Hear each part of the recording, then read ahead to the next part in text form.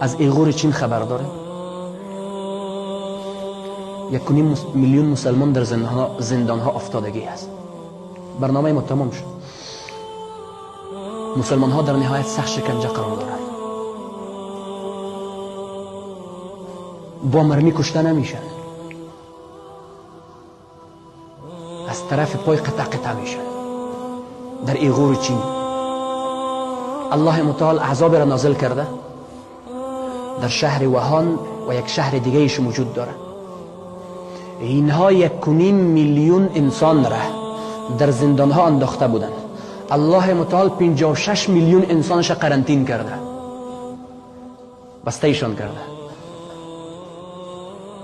الله می فرماید فلما آسفون انتقمنا، وقتی که ما را به خشم آوردن باز انتقام میگیریم.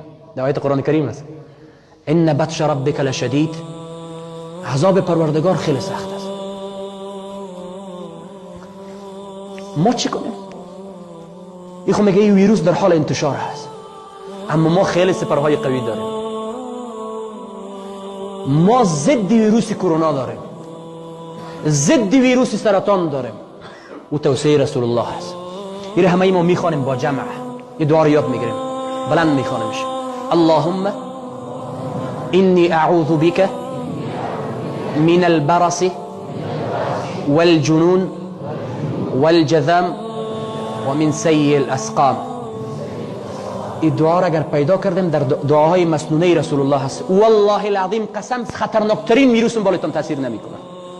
در حال انتشار هست، اما این سپر رسول الله پیش از پیش برای ما یاد داده که تو مریضی ها را میبرن که در زمان ما وجود نداشت. شما با مریضی های روبرو میشین که وجود نداشت در زمان ما، باز متوجه باشین نی سپر براتون باشه. ما پناه میبرم، ترجمهش چه قسم است؟ ما پناه میبرم به پروردگار از پیسی، مرض پیس، و همچنین از دیوانگی، و همچنین جذام چی را میگه؟ یک حالت بر مریضی ها پیدا میشه، به مریض ها پیدا میشه که هیئت اعضایشان تغییر میکنه. هیئت اعضایشان کج و کور میشه. به یک ترجمه جذام اینمیره است، کج میشه اعضایشان. شما شاید دیده باشین در بعضی جایا اعضا کج میشه. انسان هم حالت هیئت اصلی خود را از دست میده. این جذام این مرض میگه. بعد از دیگه مرض نمونده که شما این کرونا زده کجا ذکر است، سیء الاسقام، و از بدترین مرض ها به توی رسول ای الله پناه میبرم. دعا فراموشتن نشه، اللهم انی اعوذ بک من البرص والجذام والجنون و من سیء الاسقام. فراموشتن نشه. در صفحه فیسبوک امروز شاید نشه شما موضوع هم سید الاستغفار را یاد میگیریم. خب راه حل آسان است دیگه. امروز کس نمیتونه بگه که من این چیز رو یاد گرفتم فلان نمیشه. این سخت است. با اعرابش، با ترجمهش ان شاء الله در کتابام پیدا میشه، در کتابخانه ها موجود داره. پس خدا را، پروردگار خود را اولین راه حل بدانیم، نه آخرین راه حل.